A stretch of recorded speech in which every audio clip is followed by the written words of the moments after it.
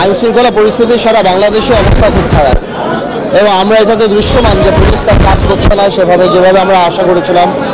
এবং আমরা প্রথম থেকেই বলেছি যে সরকারের সাথে জনসম্পৃক্ততার অনেক অভাব ছিল এবং এই ধরনের গুরুত্বপূর্ণ মন্ত্রণালয়তে এমন কাউকে হয়তো দেওয়া উচিত ছিল যাতে জনসম্পৃক্ততা বেশি হয় অথবা পুলিশের কনফিডেন্সটা ফিরিয়ে নিয়ে আসতে পারে।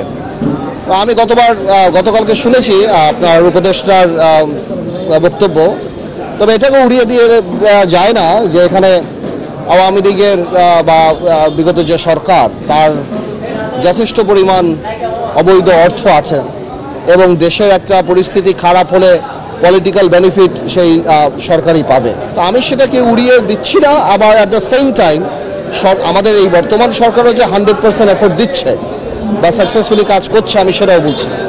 তো আমার মনে হয় যে আমরা আশা করি সামনে এই পরিস্থিতি ভালো হবে।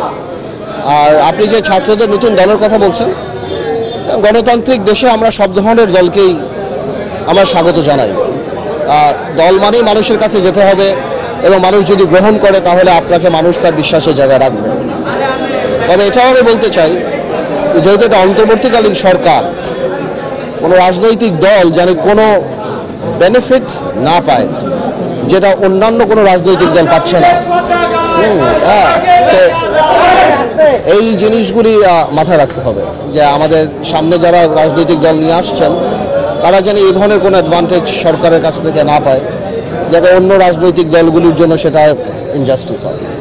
আমার একটা প্রশ্ন ছিল, বিভিন্ন রাজনৈতিক দলগুলো তো নির্বাচনের জন্য তৈরি করছে এবং সংস্কার নিয়ে তাদের বিলম্ব রয়েছে বলে অভিযোগ করছে। আপনি কি মনে করছেন এবং আপনারা কি চাচ্ছেন যে আরও খুব দ্রুত? না, দেখুন, আমরা এই ব্যাপারে প্রথম থেকেই খুব ক্লিয়ার, একদম প্রথম থেকেই, যে একটা সংস্কারও হবে এবং নির্বাচনমুখী সংস্কার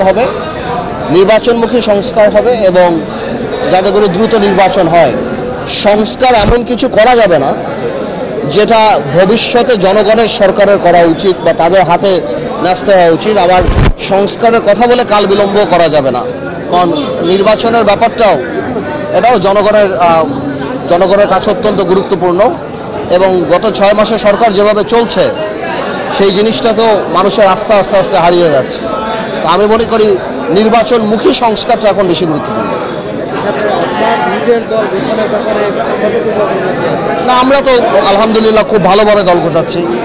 আমরা ঢাকা সিটিতে, আপনারা জানবেন, আপনারা রিসেন্টলি আমাদের প্রোগ্রাম দেখেছেন এবং রমজানের পরে আমাদের আবার ব্যাপক প্রোগ্রাম হবে, শুধু ঢাকা না, সারা বাংলাদেশ থেকেই যারা পজিটিভ পলিটিক্স করতে চায় এই ধরনের অনেক মানুষ আমাদের সাথে যোগাযোগ করছে।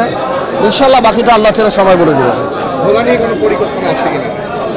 ভোলা তো আমাদের রুট, ভোলা থেকেই তো আমরা আসছি, বাকি সব কিছু ইনশাল্লাহ সামনে সব জানতেই পারবেন কি হয় না।